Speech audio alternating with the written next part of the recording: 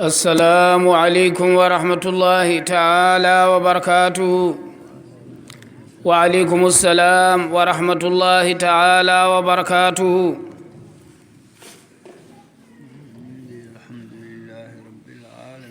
ceerno yen الحمد لله رب العالمين. الحمد لله رب العالمين. الحمد لله رب العالمين. إن جتي الله إن جتني جول ببي فوف الله إن جتري الله جول ببي فوف eɗen ñaagi Allah tedduɗo yo Allah jaɓan en golleji men moƴƴi fofof yo Allah sowan en baraji men yo Allah yaafo en pergitte men enen e dendagal julɓe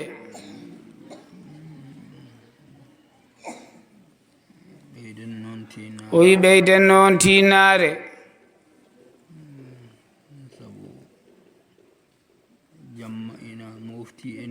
o wi sabu jamma ina mofti e nder lewru he jamma leylatul qadri ina jorta woni koye sappo battidiɗo o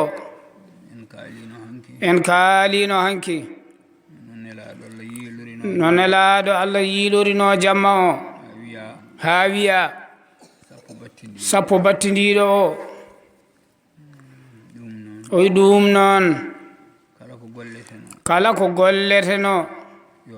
yo ɓeyde kala ko laaɓeteno yo ɓeyde kala ko laɓɓinteno yo ɓeyde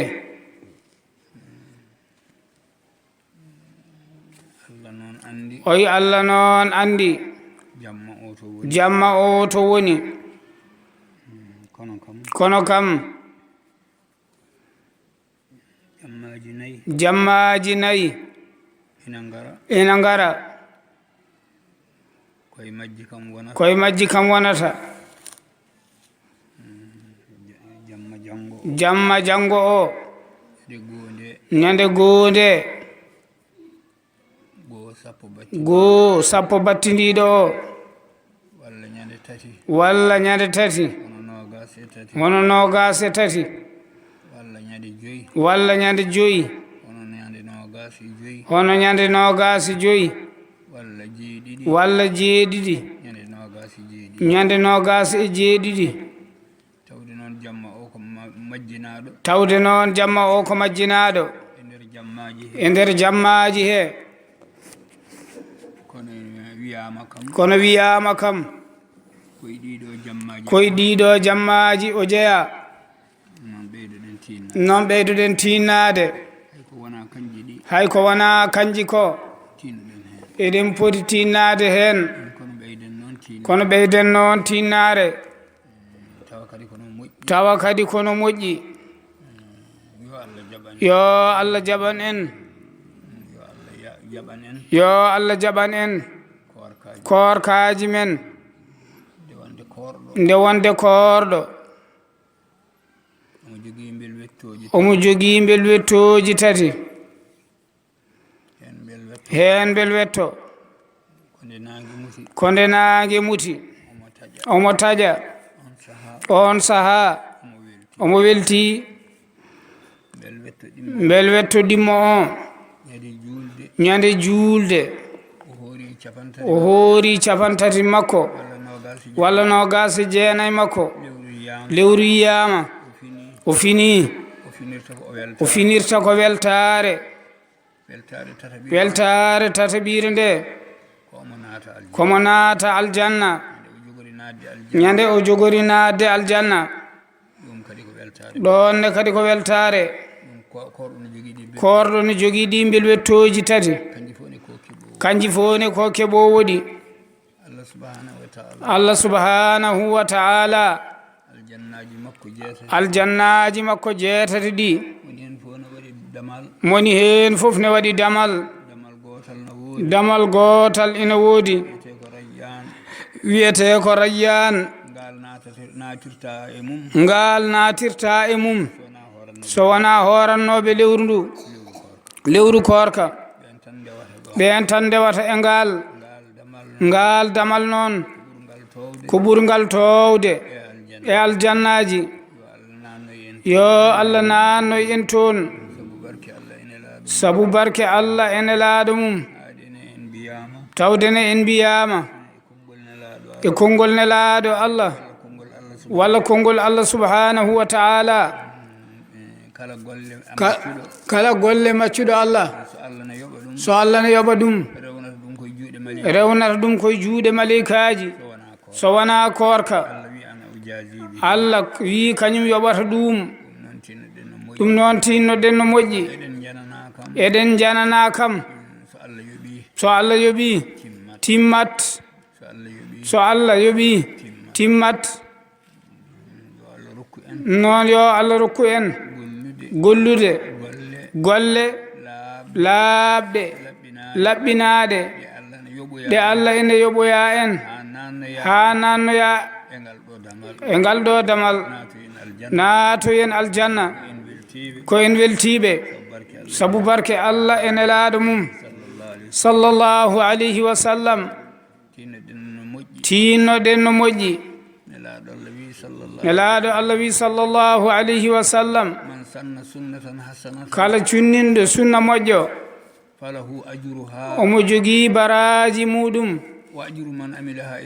omo jogii baraji kala golluɗo ɗum ha ñalawma darga sa sunnini sunna moƴƴo an fuɗɗi ɗum ina hawri e deftere Allah ina hawri e sunna nelaɗo Allah an fuɗɗi ɗum a dañi baraji haysa amayi ñalawma darga hakkunde ma e ummitade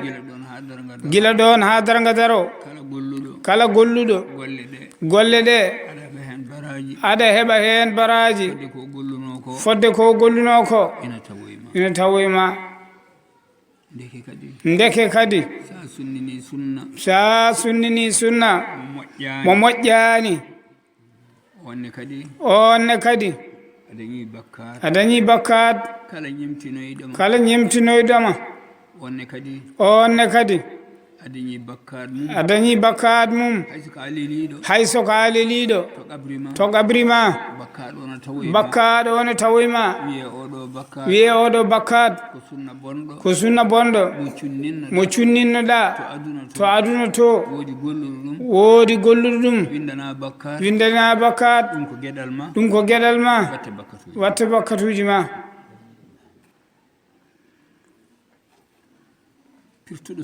pirtuɗo sunna cunninonoɗo dewnaɗo laawol onne kadi pirtuɗo ɗum way kono puɗɗuɗo ko waɗi bakkat yo Allah dandu ɗum fo ɓuri mawnude yo Allah ren danda gandenne koye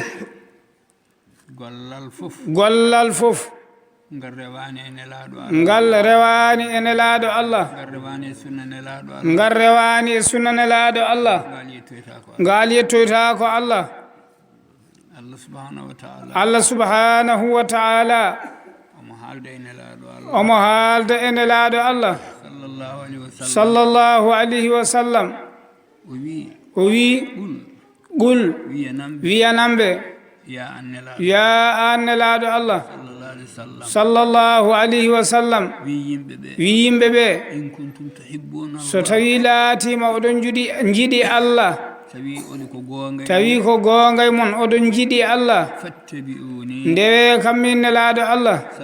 sallallahu alayhi wa sallam nelaɗo Allah noon juulantake horantake nelaɗo Allah rewirte ko rewde e golle makko ɗum woni rewde e nelaɗo Allah sallallahu alayhi wa sallam kala golle dewnaade ene laaɗo Allah ɗen pay koto Allah ko jettoyteede ko jaɓeteede kala golle ɗe dewnaaka e makko ene laaɗo Allah sallallahu alayhi wa sallam no jiɗɗa fof mbaya ya andu ɗen ngala to Allah geɗal ɗen ko pundi tan jahoori yo Allah dandu ɗum noon mbatten haqqillaji wata ndewnen golleji men e belade pittali men wata mbaɗen noon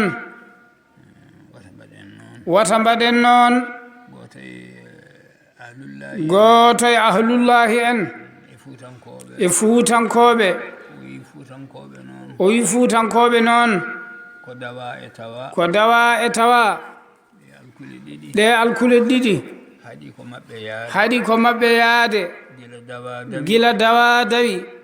ɗum min tawi o wi ɗum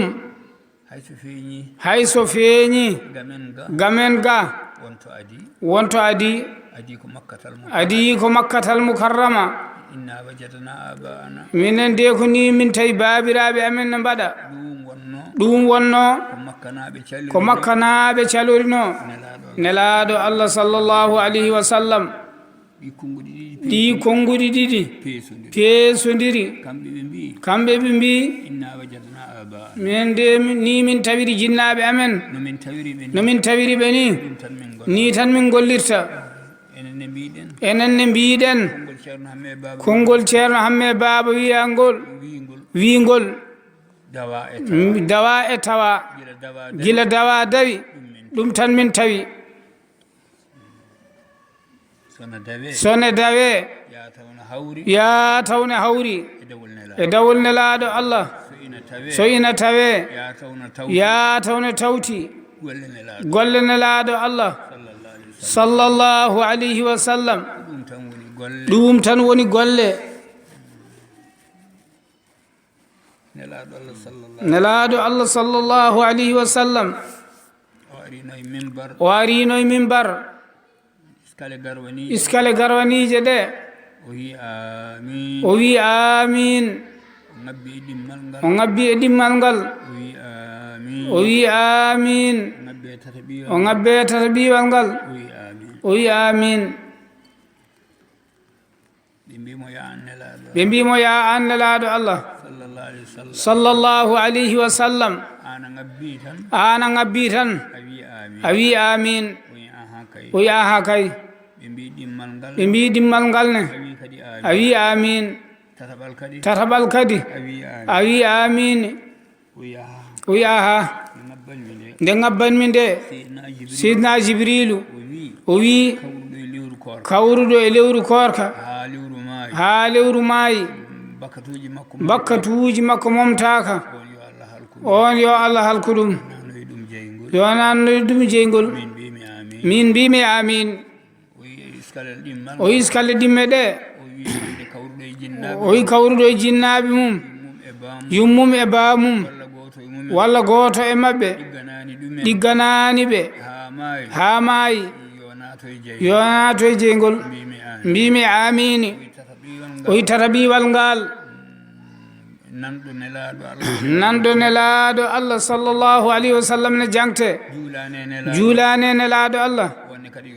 onne kadi yo Allah halku ɗum nannoya ɗum jeygol mbimi amin ganden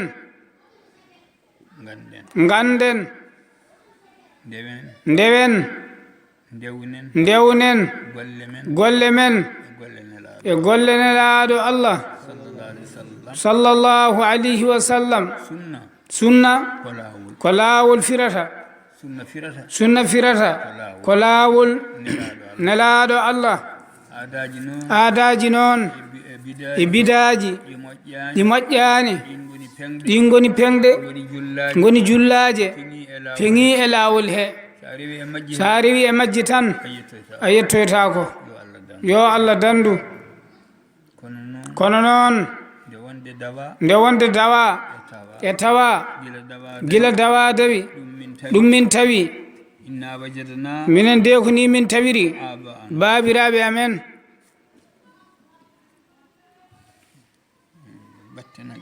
mbatten haqqillaji gurdam ko ɗanngal daɓɓal gurdam ɗam ko ɗanngal daɓɓal kala ko ina waɗe ina jogii no waɗira ha Allah waɗi ɗum kono sene firte ina jogii kadi no firtori ganden noon wasde naatde e golle ɓuri firtude golle yo Allah dandu yo Allah reen yo Allah reen sabu barke Allah e nelaaɗo mum sallallahu alayhi wa sallam an musidɗo juulɗo an musidɗo juulɗo ya andu ya andu so tawi leñol ngol fof woppii golle sunna nelaaɗo Allah sallallahu alayhi wa sallam ha heddima an gooto ŋatir ɗum tan ñiije ma accel seele ma ko noon nelaaɗo Allah wi kono ɓe goppi yomi woppu so ɓe jeehi to ɓe nawa fof jaada e maɓɓe ni tan foti ni tan foti yo Allah reen saka noon darade ina fewja ko wiya sunna nelaaɗo Allah ina firta ɗum walla ne bonnita ɗum walla ne seyfita ɗum walla ne takka heen goɗɗum yo Allah dandu Allah noon woni dandowo ko dandi fof daɗa yo Allah dandu yo Allah dandu en dandana en sabu barke Allah e nelaaɗo mum sallallahu alayhi wa sallam yo Allah rokku en rewde e deftere Allah nde noon kayre woni sunna nelaaɗo Allah sallallahu alayhi wa sallam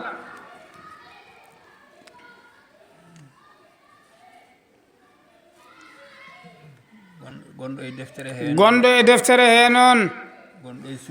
gonɗo e sunna he way kono cokaɗo ni kono noon mo sokaaki heen o hande e deftere he sokaaki e sunna he ñalawma darga mawo sokoye to yiɗaka yo Allah dandu tinnoɗen no moƴƴi ganden hakkunde tiggaagu e ganduɗa e gaska ɗo ina raɓɓiɗi neɗɗo ne ñalawma walla jamma jofi e gabri mum hay goto wondata e makko kanko tan e golleji makko hay goto wondata e makko ñande hen ɗon kanko tan e suudu makko kanko tan e malikaji kanko tan e jaabowuji golle makko ɗum koye postoji kulɓiniɗi paɗɗi en nan toon tinnoɗen no moƴƴi sabu o ñalawma rowane sa calculi ko rutti ina wayno leydi tawanoɓe o ñalawma rowane o ñalawma paaɗo artudemo mo wuuri holi kawrowo hen ɗum foti wonde goƴa ɗum foti wonde ngoƴa ko heddi ko ko seyɗane seyɗane noon ko gaño gonɗaɗo gaño neɗɗo ko seyɗane e fittadu makko yo Allah reen en yo Allah reen en kono haɗa en yettoyade Allah kala ko ina haɗa en yettoyade Allah yo Allah dandu en e ɗum yo Allah newnan en kala ko ina walla en ha jettoyɗen nelaɗo Allah sallallahu alayhi wa sallam ko ngoƴa noon ko ngoƴa koy ko ngoƴa ko sohla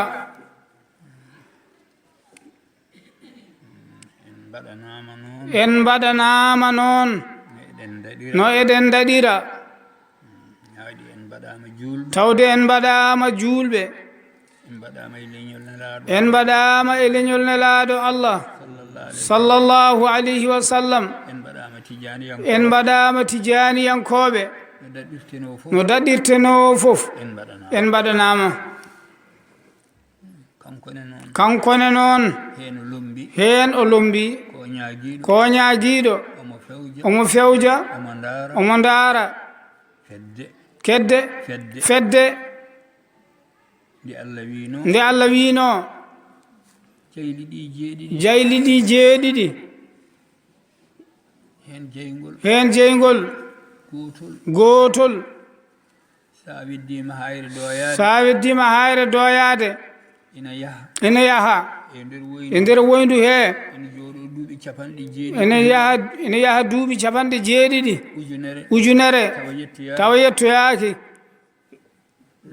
luggeni ndi Allah noon wi wondi ma hebbin jahannama haɗi keewa kanji jeeɗiɗi fof yimɓe e jinneji ɗum ko ngoƴa yo Allah dandu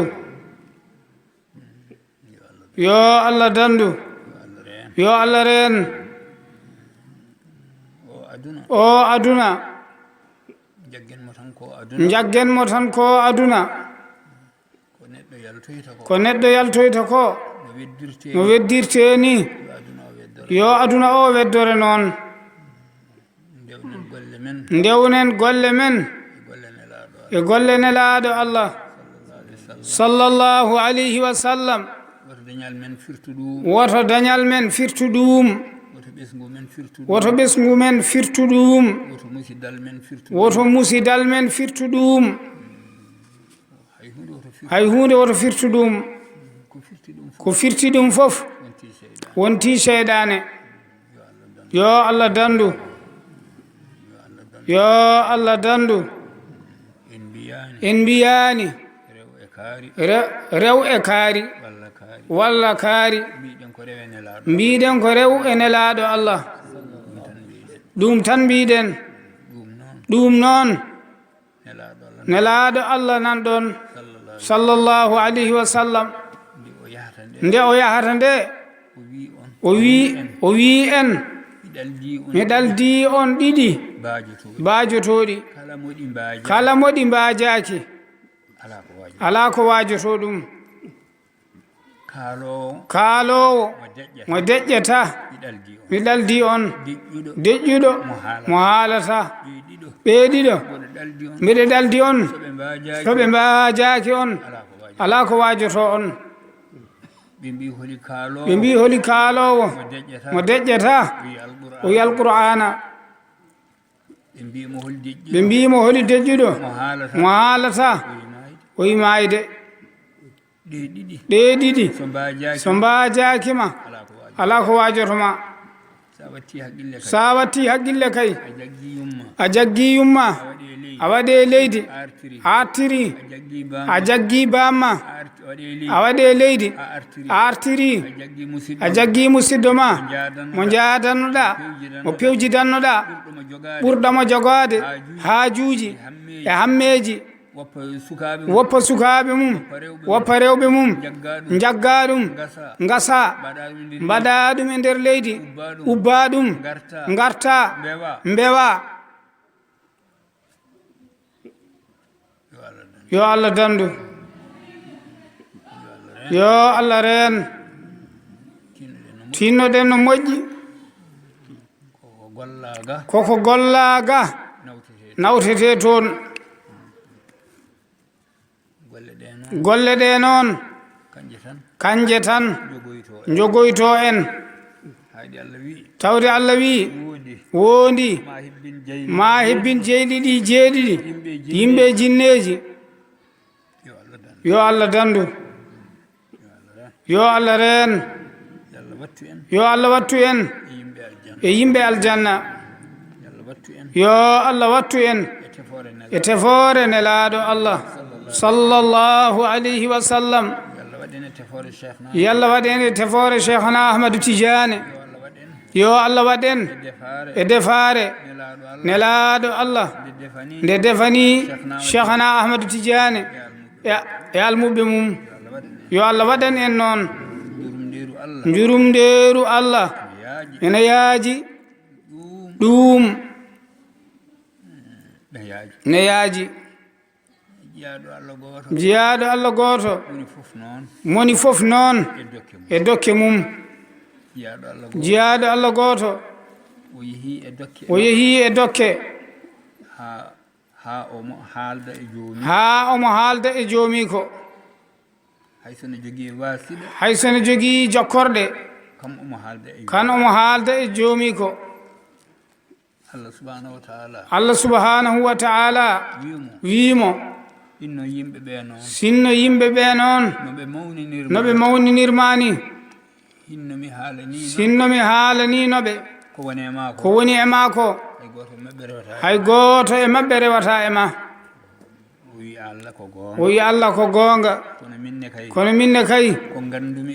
ko gandumi e njurumndeeru ma to tolni to somi haalanino yimɓe ɓe hay gooto rewatama moni fof ma wi ma andu ma heɓoy njurumndeeru ma Allah wimo ɗum noon deƴƴu min mi deƴƴi ɗum fof noon ko mawninde njorto to Allah yo Allah rokku en njortoji moƴƴi ɗi jortiɗen ɗi yo Allah rokku en haqqoginde njortoji ɗi enen julɓe leñol nelaɗo Allah so en laaɓani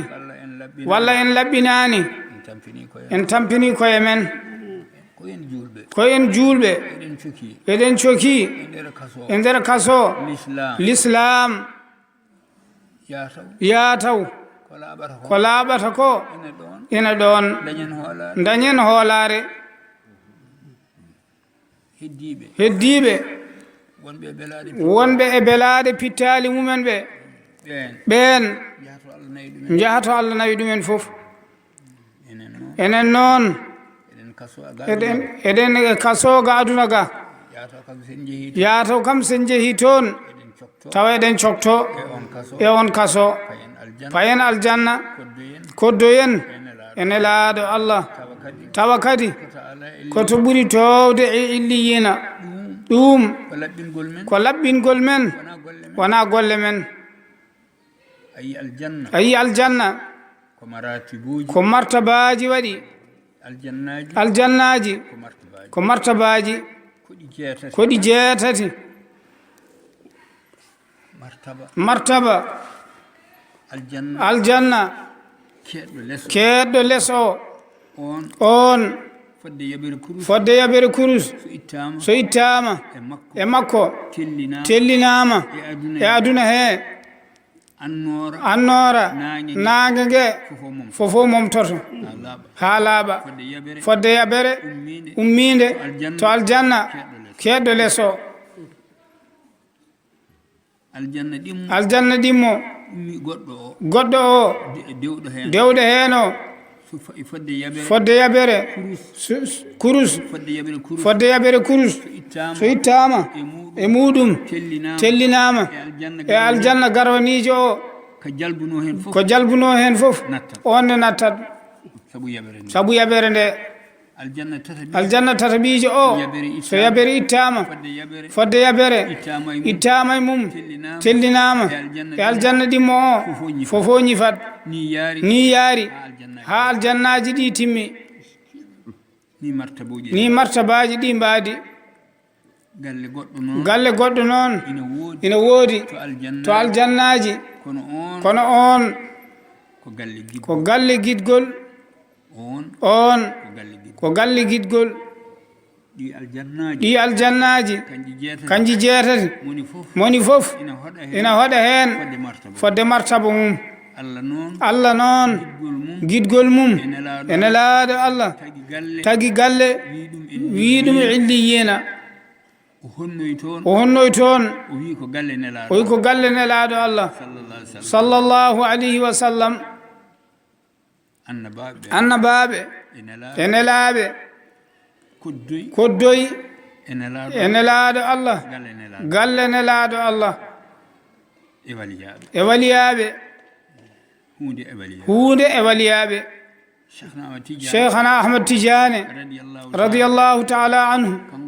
kanko noon o ñaaguima nelaaɗo Allah sallallahu alayhi wa sallam o hoɗoya to galle to o hoddoya e nelaaɗo Allah taw ko kanko e almuɓe makko nelaaɗo Allah defanimo wimone min e ma e almuɓe ma en koddoy taw koto ɓuri towde e on galle ɗum ko giɗgol heɓi ɗum wona golle sa yiɗi hunde noon takko e mum